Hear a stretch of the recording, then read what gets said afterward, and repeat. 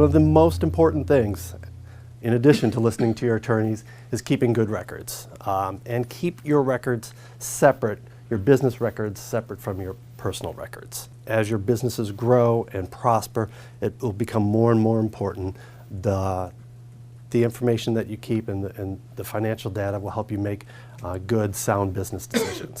So start off on the right foot by start keeping those good records now. In addition to business records, keep all your organizational documents, keep them safe. You know, a lot of people scan them in now, and maybe make sure that you have backup copies of those documents, your stock issuance, stock certificates, and whatnot. And HR and payroll, as you grow and hire people, those are very important things that you need to take care of. That's where companies can get into trouble quickly if they get behind on payroll taxes and reporting, that type of information. All right, so can't stress this enough. I think Rich was talking about this, just the importance of keeping good records so that when you need to go back and get them, that they're there for you. So I actually had a client, say with their equity documents, where they didn't keep good records and they had to actually go out to the investors and say, was this the amount of stock options that I gave you? And those people were like, they could have put anything on the paper. So it's one of those things to do in advance. It cracked me up that they actually hadn't kept any records. I had another client that didn't have any of their debt agreements. So they could have had their investor come to them and immediately demand the $2 million that was owed, and they would have gone bankrupt. So we're a family friend, but it's one of those things to just keep in mind, to kind of have documents, have things that are signed, and just hold them aside in case you need them. So, and there's a list of all different things on there to kind of keep track of. What you'd expect, what you would want to keep for your personal information. So, hey, I need to keep tax records because if the IRS comes in and asks for things, I'm going to need to give them to them. So there's also, when you start out, understand that cost on a lot of things is a huge, huge issue. So, and it's kind of figuring out, okay, how should I keep track of these things? What's going to be the best software system, or is Excel going to make sense? Should I use kind of a software system, Quicken? And a lot of these things are fairly cheap. And as you kind of grow and get a lot bigger, it makes sense to kind of be able to get that information in something that is a little bit more sophisticated and will just help you track it, rather than, I've seen an Excel spreadsheet that had 20 megabytes because the client had just never bothered to move it into an actual system. And it ended up crashing so often on their computer that they're spending like an hour just waiting for the spreadsheet to open, and then when it crashed, they'd have to go through and do it again. And somebody sitting around spending time doing that just doesn't make any sense. So, and then there's also a lot of good payroll systems out there as you get bigger, but you're not kind of to the point where you're kind of maybe 30, 40, $50 million company. It doesn't make sense to go and hire somebody to come in and do your payroll for you. You can contract with a lot of good payroll companies where you just send out the information saying, hey, here's who I want you to pay and how much, and they'll take care of all the nitty-gritty, figuring out the taxes and the withholdings and all that kind of stuff, which Rich is more knowledgeable on than I am. So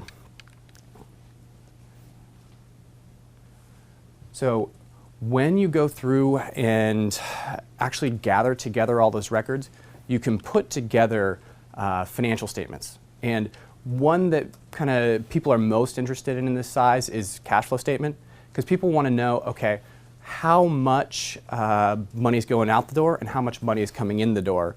So I have a good sense of kind of, do I need to go get more money? Can I, go out and buy this new computer that I need to grow my business? Can I hire somebody else? And so it's really important to kind of make sure you're just taking a look at that.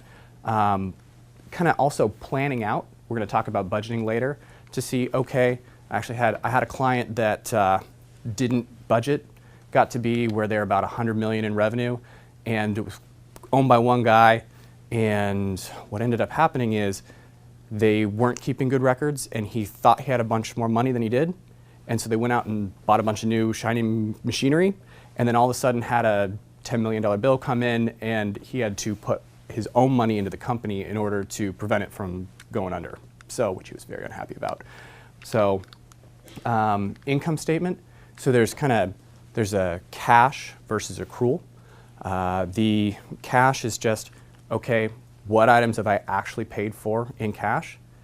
And then for the accrual method, it's so I've actually made a sale, but I need to collect the money from the customer, so that would be an amount that is due to me, but I don't have it in cash yet. So, and what that helps you do is figure out, okay, is my company actually generating money even though it may not be bringing in cash, which is helpful to see if your company is actually being profitable over time.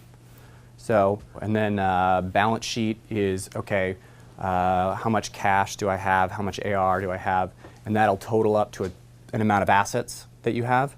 And then you look at, okay, how much do I owe people? So that would be the liabilities that I have, and then how much money I've actually put in the company and made. So, and those will balance against each other, and you can evaluate how healthy a company is depending on, how much debt they have versus how much assets they have, those kind of metrics. So, and then a little less common, more down the road, is a statement of equity, and that's really, okay, who owns what, how much outstanding options, stock, those kind of things are out there.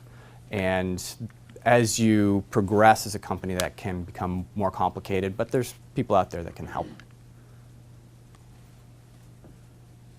So these are common balance sheet and income statement accounts.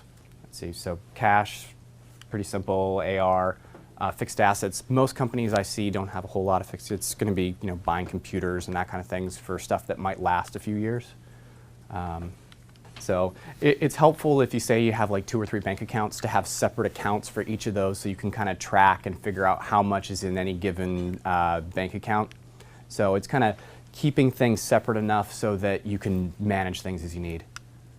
So, and then for income statement, I find that the biggest expense by far at the beginning is just payroll. So you got some employees that you brought in, and that makes up almost somewhere between 50 and 80% of all the expenses. And the only other big one that I find at this size is usually rent. So, and everything else is very small down there. So, and it's just kind of tracking that, making sure that, okay, the expenses that I'm having to pay, I have enough cash to be able to pay them, and kind of forecasting that out and planning on, okay, I need to go out and find another, $10,000 or $5,000 to keep things going.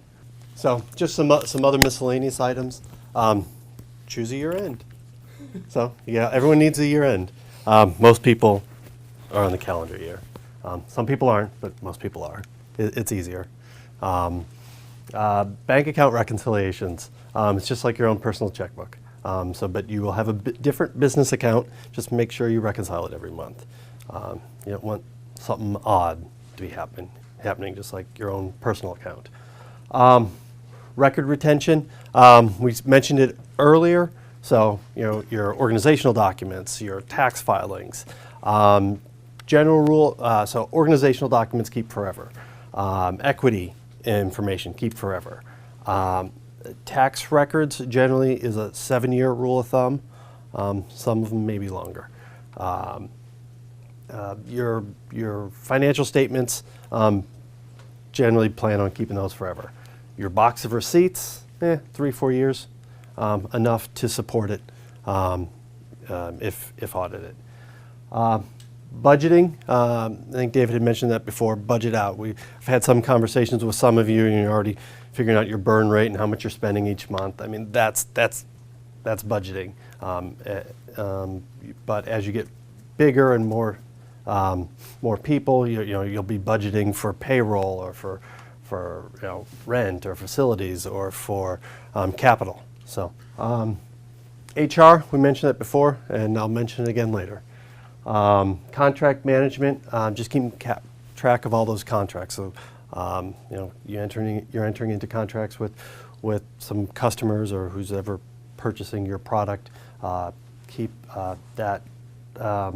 the copy of those signed contracts. A lot of times those signed copies don't keep it, don't always make it back to you. Make sure you obtain that signed contract.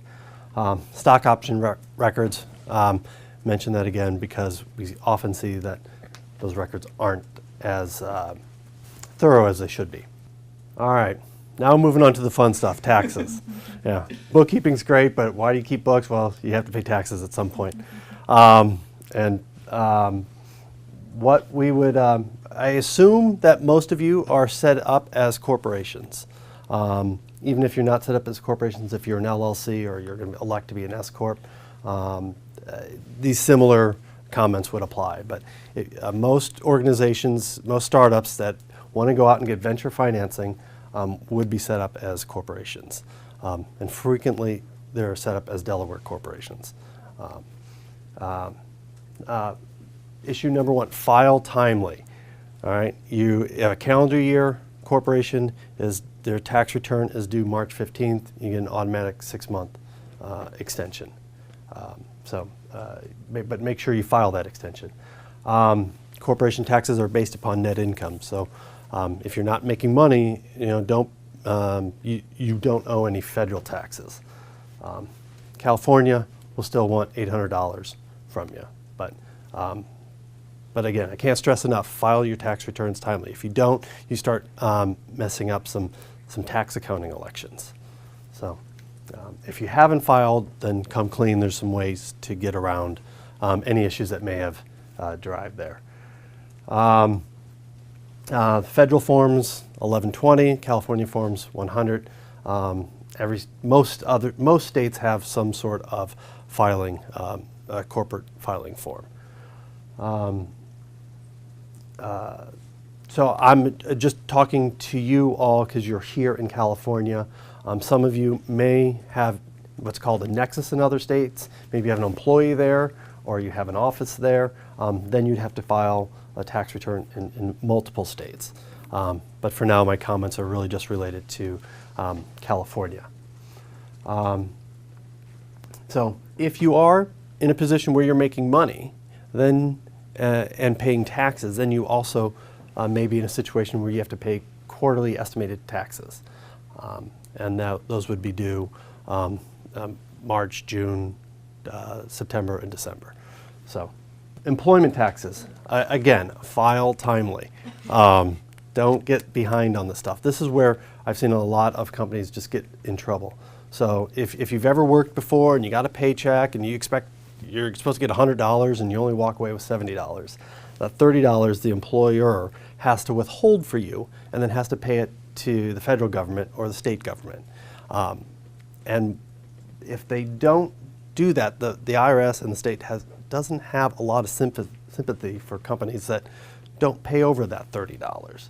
So they'll come after you. So file timely and deposit timely. We've mentioned before about using payroll services. They'll help keep you honest in this matter. They'll calculate the taxes and then they'll ask for the cash so that they can deposit it on your behalf. So, what type of employment taxes? So there's income taxes. There's your own personal income taxes that they withhold on your behalf. So that's federal and state income taxes. There's FICA, Social Security and FICA, that is withheld. That's split between the employer's responsibility and the employee's responsibility. As of last night, that payroll tax reduction was at least agreed upon, so I expect it to pass for the full year. So the personal responsibility was reduced from 6.2% to 4.2%. The employer still has to pay a 6.2%, but so I grouped those together as employment taxes, and I think if you've ever had a paycheck before or a W-2 before, you've seen those type of taxes that are withheld. In total, it's a little, historically at 15%, but due to these reductions, it's about 13% of the compensation cost, all in, shared between the employer and the employee. Then there's a host of others. There's federal unemployment, there's state unemployment, there's state disability, and here in San Francisco, the companies also have a payroll tax based upon the total payroll. For those of you that were here last year and heard all the negotiations with Twitter down, and there's a payroll tax exemption for them. Once you grow to have more than $250,000 in payroll, you will be subject to this payroll tax. So again, on with employment taxes, and I continue on this because this hits everybody early, whether you're profitable or not. Just some of the common forms, W-2, 1099s. If you were in business and operating last year, you should be, and you paid any contractors 1099, or paid any contractors last year, you should be issuing 1099s before the end of the month. You should also, if you had employees, you should also be issuing W-2s. You should have done that last month, but you could do it soon. There's annual 940 for all the withholding taxes. There's quarterly withholding taxes also. California has some comparable forms also. So federal and state both have filing requirements for these withholding taxes and payroll taxes. Other taxes, so there are other fees, some taxes. So just because you file a tax return doesn't mean you're done.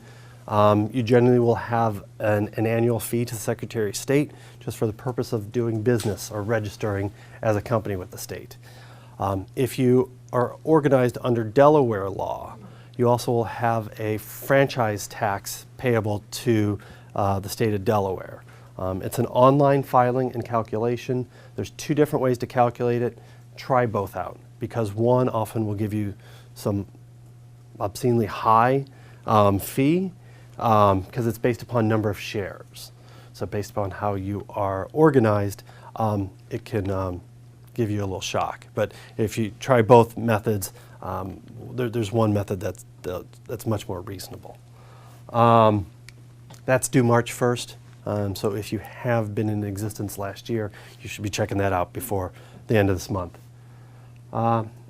Sales and use taxes. If you start selling a tangible product, you will be required to collect and remit sales tax. Now, if you start sending it all over the U.S., then you also have some issues there about how whether or not sales taxes is you have to collect and remit, on sales you make to Missouri. Sales and use taxes are a state level tax, and states are strapped for cash these days, and they're being more aggressive, and the number of audits are increasing too. So with that, I think that our presentation for today was going to wrap up. If you have any questions, don't hesitate to reach out to me or David. Our contact information is here and it's current. So with that, I want to thank you all for joining us.